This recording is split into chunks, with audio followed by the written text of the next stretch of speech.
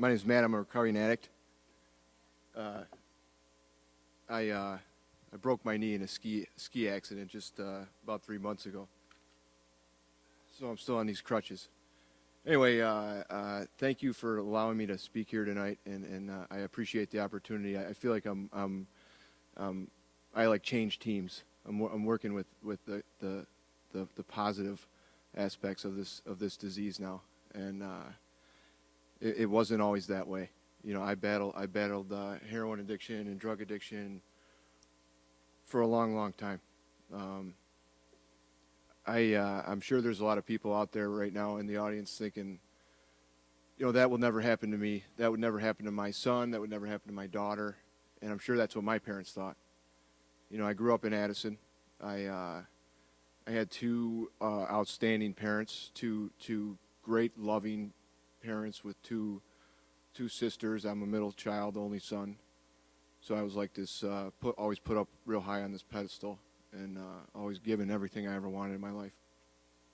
I had a great life, you know. I wasn't, you know. It was just great. I can't really go into anything more about it. It was fantastic. The one thing I'll tell you is I always enjoyed, like, you know, just partying pretty hard as a young adult in high school, and it started off with, you know, marijuana and alcohol. You know, and then probably like my junior year of high school, which was 2001, I was introduced to painkillers. You know, and for me it was something that I could take and go to work. It was something that I can take and go to school. It was something I can take and go to a family gathering. You know, it didn't change or alter my appearance at all. So I can get high, you know, on these pills, and I can go to anywhere I wanted, you know, and nobody would ever know. So a lot of my other friends partied with them, and they're very, very accessible. I'm sure they still are today, but they were everywhere. The thing is, I never stopped. I never stopped. I took it through high school, out of high school, and I continued using painkillers, Vicodin, OxyContin, and stuff like that. You know, and I was able to maintain that for a long time. I went into a family business that were my grandfather, my father, and now myself. I'm third generation. And I guess I was able to maintain because of my parents. You know, they made me functional, made sure all my stuff got done, and I was able to just maintain this addiction and hide it pretty well too. When I was 23 years old, my mom passed away. She was real suddenly. She had a heart attack, and that was it. You know, that was it for me. I went to what I knew best, and that was alcohol and drugs. It was painkillers, you know. And I immediately, you know, stopped being functional. I wasn't able to maintain anymore. I wasn't able to go to work and you know, pay my bills and stuff like that. So I ran out of money pretty quick, you know. I'll just say that. And a friend of mine, a very, very, very good friend of mine, introduced me to heroin. You know, I was sick one day, like some of these gentlemen explained it to you. When I would get sick, it would be it took my mind, body, and soul. I guess that's the best way I could describe it to you. I would do anything to get what I needed. You know, so my friend introduced me to heroin, and I never went back to anything else. You know, from there on out, it was heroin all the time. Just like these guys said, it was 24 hours a day, 365 days a year. That was my job, to stay high. And destruction. It's the best way I could describe it. I was a destruction. You know, everywhere around me was just total destruction. I've been to 2 treatment centers. I went to one in Rockford. I was there for 30 days. I came back. I came out, and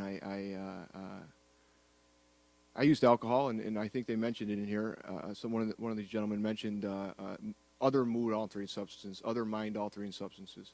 I went back to alcohol, and I immediately used heroin again. You know, it's if it's not one, it's another. That's the kind of addiction that I have. So I relapsed on heroin again, and that, you know, it got worse, just like everybody said it would, and I lost more, and I lost more friends, and I lost more money, and I lost more stuff, and I went to another treatment center in California. I was there for 110 days, and that's where I was introduced to a program, a 12-step program, Alcoholics Anonymous, and I got to go to it, and I got to see that there's a hope in these people's eyes, and they introduced me all around, and it was great.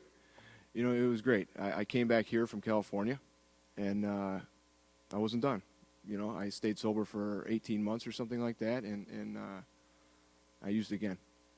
And this last time I was arrested, I was charged with felony drug possession.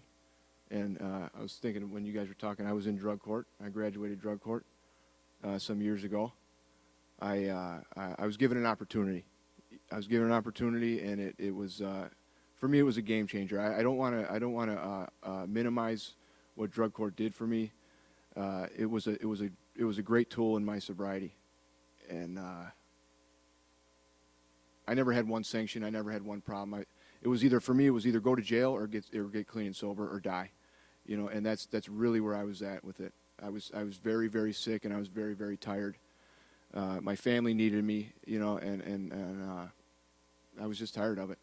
So I took all the suggestions, and I jumped through all the hoops, and I did every single thing that was asked of me, including go to meetings. That was it. I was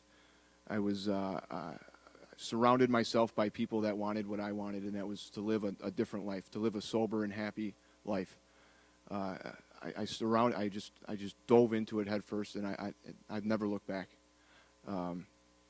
This February, I celebrated 5 years.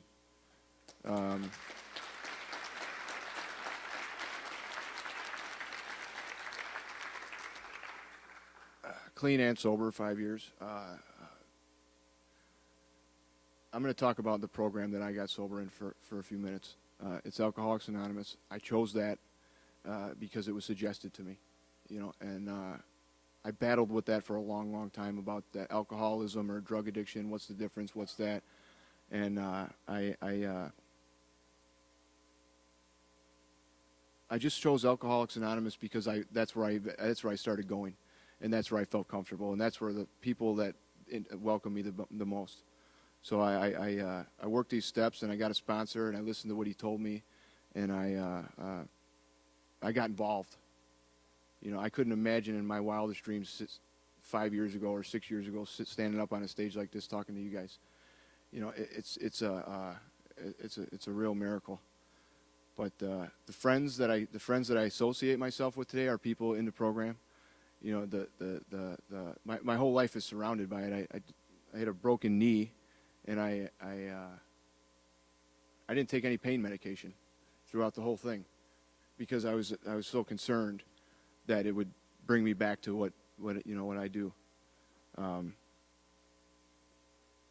else to tell you guys?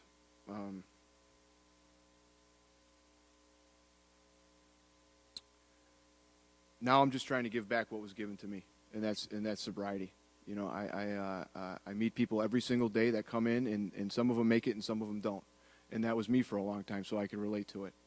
You know, and I see kids, young kids, you know, I just turned 30, but I see younger kids coming in all the time, you know, all the time.